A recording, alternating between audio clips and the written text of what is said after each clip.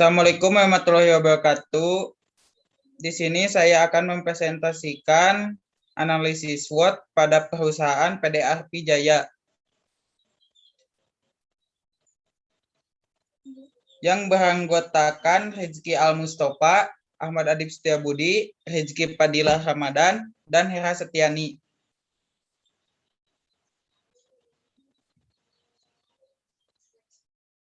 Profil industri UMKM. Dodol Garut merupakan produk makanan tradisional yang bertekstur kenyal, terbuat dari tepung ketan, gula, dan santan yang memiliki cita rasa yang khas. Dodol Garut digemari dan dikonsumsi oleh masyarakat sebagai makanan ringan yang digunakan sebagai hidangan pesta, camilan keluarga, serta oleh-oleh khas yang dibawa keluar daerah.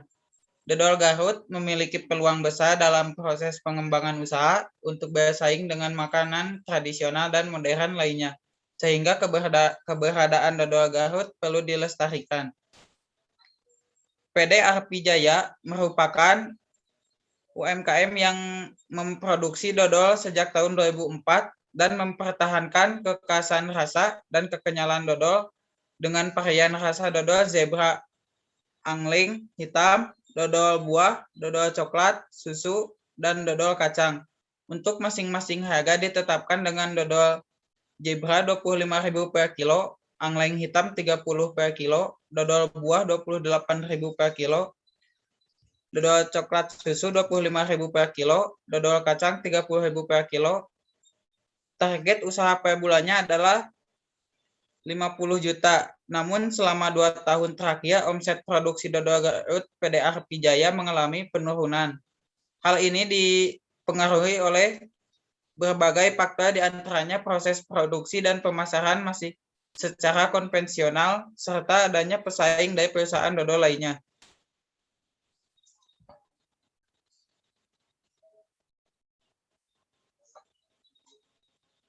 Untuk menghadapi model bisnis yang dijalankan, perusahaan sesuai dengan kondisi usaha dan pangsa pasar untuk mengembangkan usaha itu adalah dengan menggunakan analisis SWOT. Analisis SWOT merupakan analisis yang digunakan untuk menilai kekuatan, kelemahan, peluang, dan ancaman suatu organisasi. Analisis SWOT memberikan 4 perspektif dalam evaluasi blok bangunan model bisnis sehingga memberikan dasar yang baik untuk pengambilan keputusan dan inovasi di sekitar model bisnis. Analisis SWOT, matrik profil kompetitor. Faktor strategis, harga bobotnya 1,00 pada PT Arpi Jaya, ratingnya 3, bobot square-nya 3. Pada pesaing Cokodot, ratingnya 4, bobot square 4. Faktor strategis produk 1,00, PT Arpi Jaya ratingnya 3, bobot square-nya 3. Pada pesaing Cokodot 4 dan bobot square 4. Faktor strategis promosi 0,09, PT Arpi Jaya ratingnya 2, bobot square-nya 0,18. Pada pesaing Cokodot ratingnya 4, bobot square-nya 0,36. Faktor strategis lokasi 0,09, PT Arpi Jaya bobot ratingnya 1, bobot square-nya 0,9. Pada pesaing Cokodot ratingnya 4, bobot square-nya 0,36. Faktor strategis SDM 0,08, PT Arpi Jaya ratingnya 3, bobot square-nya 0,24. Pada pesaing Cokodot ratingnya 3, bobot square-nya 0,24. Faktor strategis proses 0,08, PT Arpi Jaya ratingnya 3, bobot square-nya 0,24. Pada pesaing Cokodot ratingnya 3 dan bobot square-nya 0,24. Faktor strategis lingkungan fisik 0,08, pada PT Arpi Jaya ratingnya 3, bobot square-nya 0,24. Pesaing Cokodot ratingnya 4, bobot square-nya 0,32. Faktor strategis kekuatan keuangan, PT Arpi Jaya ratingnya 2, bobot skornya 0,18. Pada pesaing Cokodot ratingnya 4, bobot skornya 0,32. Totalnya rating pada PT Arpi Jaya 20 dan bobot skornya 7,17. Pada pesaing ratingnya 28, bobot skornya 9,84. Akan dipresentasikan oleh Hera. Identifikasi faktor-faktor strategis. Faktor-faktor strategis internal yaitu kekuatan yang pertama harga terjangkau, kedua produk berkualitas, ketiga beragam varian rasa, keempat target konsumen luas, kelima jelasnya target penjualan. Kelemahannya yaitu yang pertama pencatatan keuangan dilakukan secara manual, kedua lokasi tidak strategis, ketiga masih menggunakan tradisional, keempat jalur distribusi hanya di sekitar kota Garut, kelima kurangnya kualitas SDM. Faktor-faktor strategis eksternal yaitu yang pertama peluang, yang ke satu perkembangan media sosial untuk promosi, yang kedua target pasar luas, yang ketiga tingginya minat masyarakat terhadap dodol, keempat peningkatan pendapatan, kelima peningkatan kualitas produk. Ancamannya yaitu yang pertama banyaknya persaingan, kedua banyaknya produk pesaing, ketiga adanya produk pengganti, keempat perubahan selera konsumen, kelima naiknya bahan baku.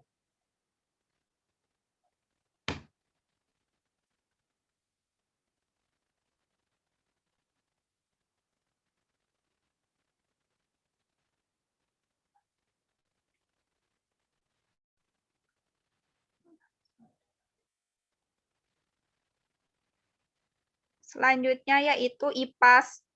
Yang pertama, kekuatan faktor-faktor strategis harga terjangkau bobot 1,00, rating 3. Yang kedua, produk berkualitas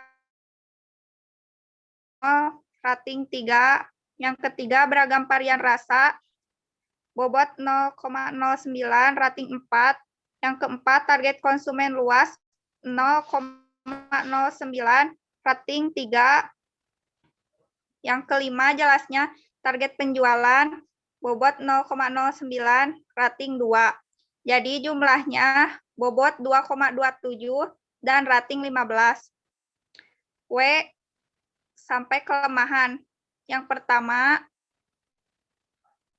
pencatatan keuangan dilakukan secara manual, bobot 1,00, rating 1.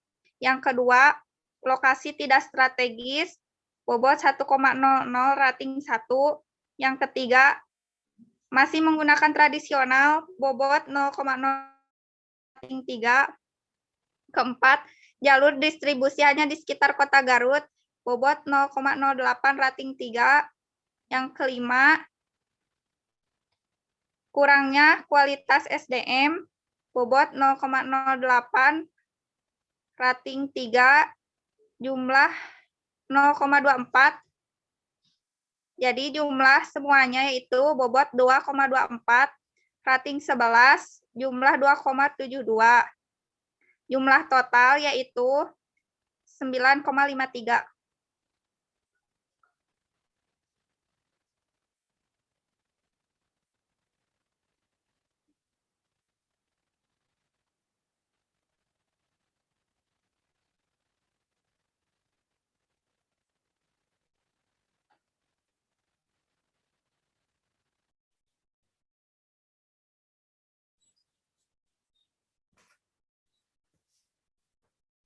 Ya, lagi.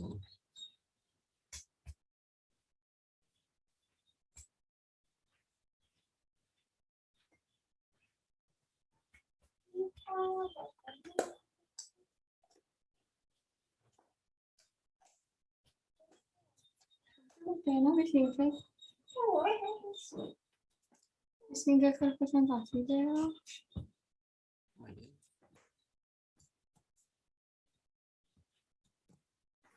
Oh, saya juga gitu. Oh.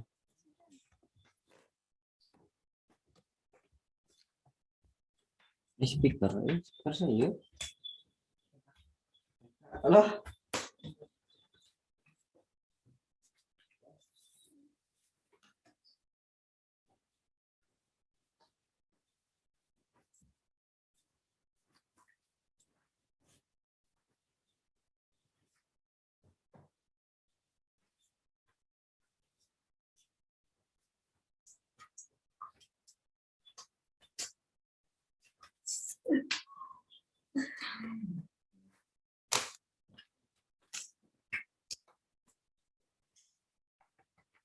Mana ya?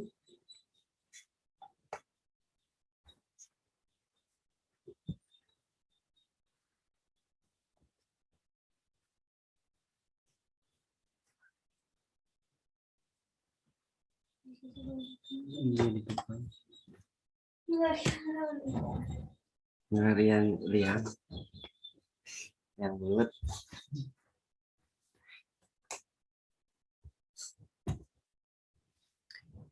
Kali dibuka dari WC.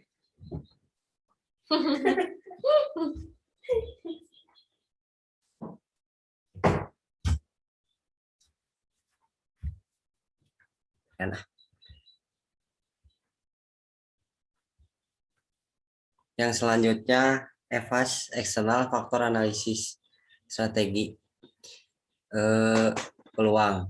Faktor strategisnya adalah yang pertama perkembangan media sosial untuk promosi dengan bobot 1,00, rating 4, jumlah 4. Yang kedua, target pasar luas dengan bobot 1,00 dengan rating 4.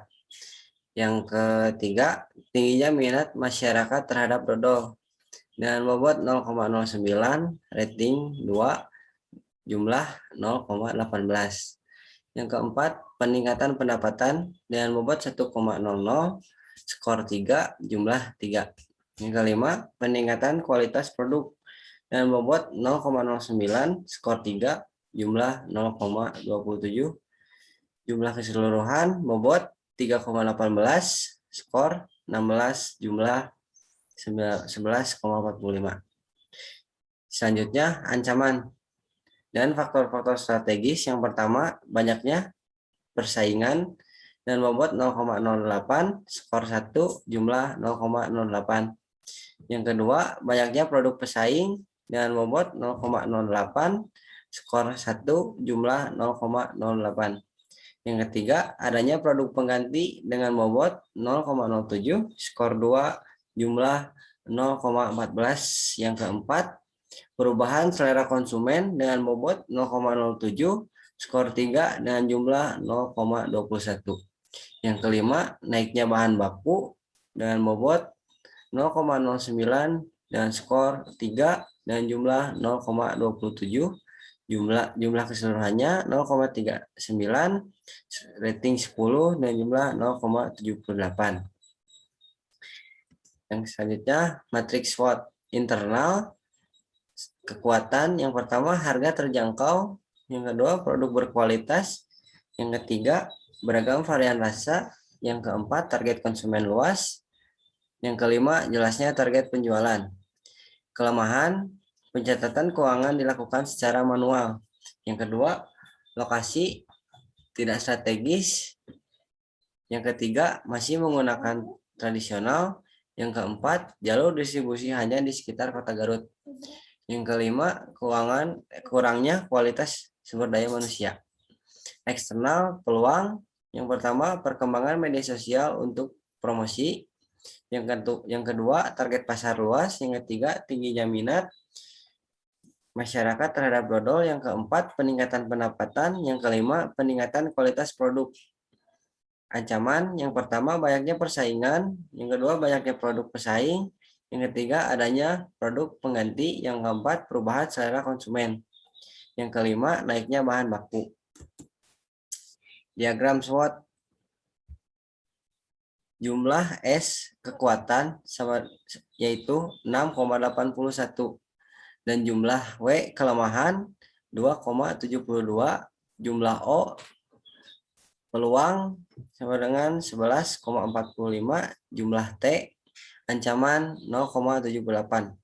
Koordinat analisis SW sama dengan S kurangi W bagi 2 sama dengan 6,81 kurangi 2,72 bagi 2 sama dengan 2,04.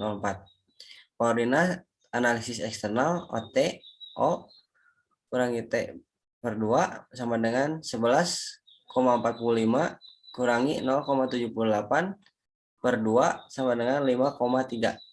Jadi titik koordinatnya terletak pada 2,4 banding 5,3.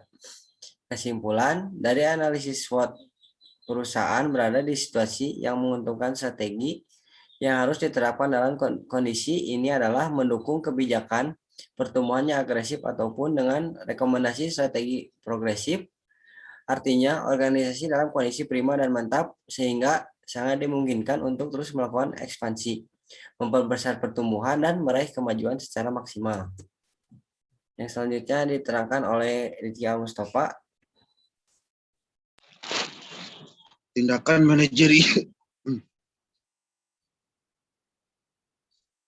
manajerial. Yang pertama, perusahaan harus mempertahankan kualitas produknya. Perusahaan harus tetap konsisten dalam pembuatan produk untuk menciptakan citra yang positif di benak konsumen menjadi ciri khas produk. 2. Menciptakan lingkungan kerja yang menyenangkan. Tidak adanya tekanan pekerjaan dari atasan sehingga karyawan bisa dengan nyaman bekerja. 3. Menjaga komunikasi baik kepada karyawan maupun konsumen. Dikarenakan konsumen yang senang dengan pelayanan perusahaan merupakan salah satu ciri khas keberhasilan pelayanan yang diberikan sehingga konsumen pun akan terus merasa nyaman dan dipastikan tidak akan beralih ke kompetitor lain. 4. Mengupgrade kualitas sumber daya manusia. Perusahaan harus memperhatikan kinerja karyawan agar bisa melayani pelanggan dengan maksimal. 5. Selalu mempertahankan pergerakan pesaing. Perusahaan harus yang matang untuk selalu bisa memenangkan pasar. 6. Tetap cermat mengelola keuangan. Perusahaan harus mengontrol keuangan menjadi strategis, mempertahankan bisnis yang harus dilakukan. Perusahaan harus selalu membuat kondisi kesamaan terkendali dan memastikan anggaran keuangan sesuai kebutuhan. Kesimpulan, berdasarkan hasil analisis SWOT, perusahaan berada di situasi yang menguntungkan. Strategi yang harus diterapkan dalam kondisi ini adalah mendukung kebijakan pertumbuhan yang agresif ataupun dengan rekomendasi strategi progresif. Artinya, organisasi dalam kondisi prima dan mantap sehingga sangat dimungkinkan untuk terus melakukan ekspansi, memperbesar pertumbuhan dan meraih kemajuan secara maksimal. Tindakan manajerial yang harus dilakukan oleh perusahaan yaitu 1.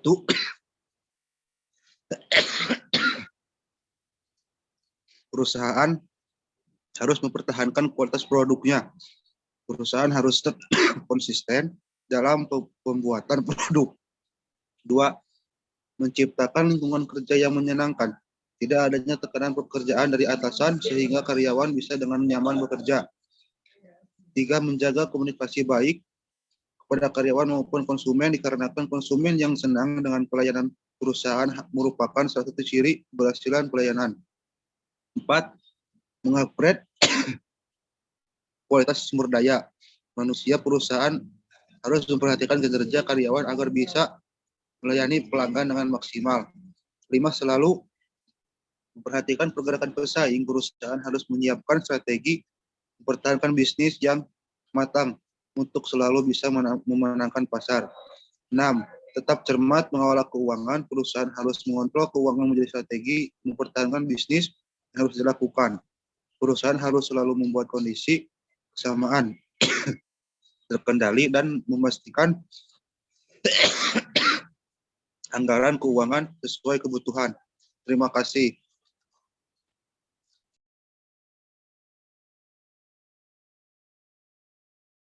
Mungkin sekian presentasi dari kelompok kami. Mohon maaf apabila ada salah kata.